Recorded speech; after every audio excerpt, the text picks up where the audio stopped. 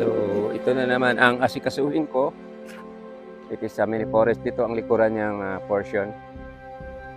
So, parang mas gwapo palang tawon kung sa likod.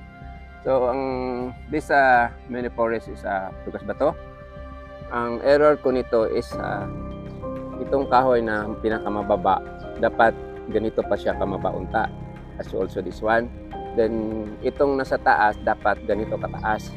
So, nandito naman wala na tayong magagawa. So, just continue na lang kung hanggang saan ito kutob. So, yun ang trabaho ko bilang isang mahilig sa bonsai. So, time to time, lagi mong ginugupitan kasi pag mabiyaan siya or maiwanan mo na ng ilang months ito tapos hindi mo magupitan, mamatay itong mga dahon sa ilalom under, then mag-start na po ka sa uno. So kaya sinusunod ito laging ginugupitan. So yun ang trabaho ko dito sa bahay. Everyday nagugupit ako ng mga materials ko dito. So itong mga like itong mini forest, ang problema, maganda ito, ang problema lang ito is yung pag mag-ripat ka, kasi lisod kayo na siya iripat kay kung malaki yung mini forest mo, problema ka talaga sa pagre-ripat kasi mabigat, sobrang bigat. Katulad nito, mahilig ako sa maglagay ng mga bato sa taas. Yun ang mahirap. Kaya nga, matagal na ito, hindi pa ito naripat.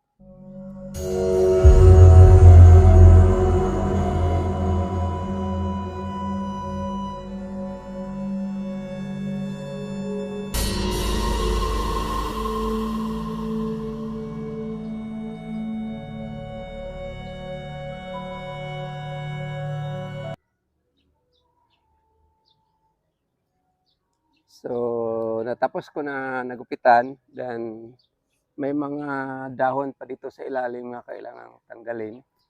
So, after na siguro, pag may another time pa kasi yung isa ko na naman ang isusunod dito. So, ito ang mini forest. So, ginanito ko na lang kasi parang kaya ko lang mabuhat. Kaya lang this portion, matay.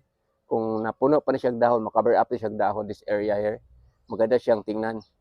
So just hope na maging maganda. So just if you have mag-imagine ka bang totoong kagubatan kung mahilig ka sa mga nature. Pag hindi ka mahilig, yung mga ganitong itsura, hindi ka mag-appreciate. Nasubukan ko na yun kasi ang dami yung nagpunta dito sa bahay, tapos hindi sila mag-appreciate. Kaunti lang, siguro mga once out of 100 na lang siguro sa mga 10 or 25. So ito na ang itsura, 360 natin. So yun, so lipat naman, kuha naman ako ng isa. Baba naman ito. Bigat.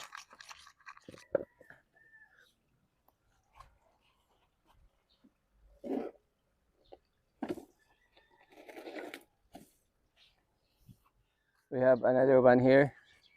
So itong problema nito, kapuyog aswat, kahangos.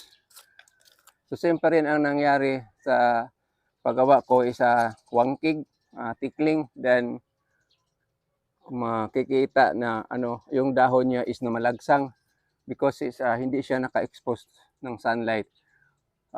That portion there na nilagyan ko is walang sunlight. So yun ang itsura niya, dili ang iyang dahon dili kayo kipot ba. So ito, ang gawin ko nito is bahala na ng masaugatan itong mga dahon niya kasi nagpakapal pa ako sa mga dahon, mga sanga, pakapalin. Pag kumapal ito or paglipat ko siguro mamaya is ilagay ko na siya ito sa init na lugar para makompress itong mga dahon niya. Yun ang mangyari sa mga materials nyo. Marami dito sa bahay na hindi maiguog adlaw is siya kaning lagyo og dahon na malagsang, then dagko ang dahon pod compare sa katong exposure sa sunlight, then may pagka parang namumutla yung itsura ng pagka-green niya. So mahilig kasi ako sa paggawa ng mga ganito yung mini forest kasi yung imagination ko ba, parang nasa kaning lasang bitaw ka kagubatan. Kasi kung dili nimo ni siya magupitan kaagad, ang mangyari is mawala na ni siya. Then ang iyang mga dahon sa ilalom, mga hulog to. Pag alot nimo, wala dahon mahabilin.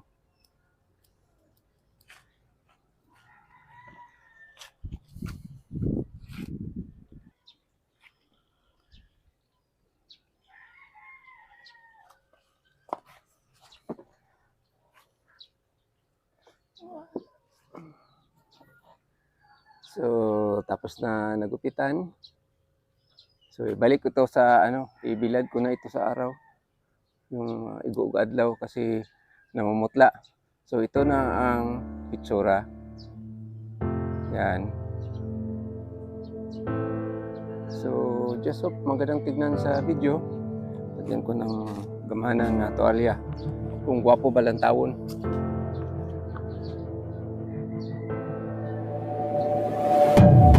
Yun ang itsura ng aking mini forest na dili pa kayo daghan og dahon. So for this morning, ito lang ang masishare ko sa inyo. Maraming salamat sa panonood. God bless you all. Have a nice morning. I love you. Bye.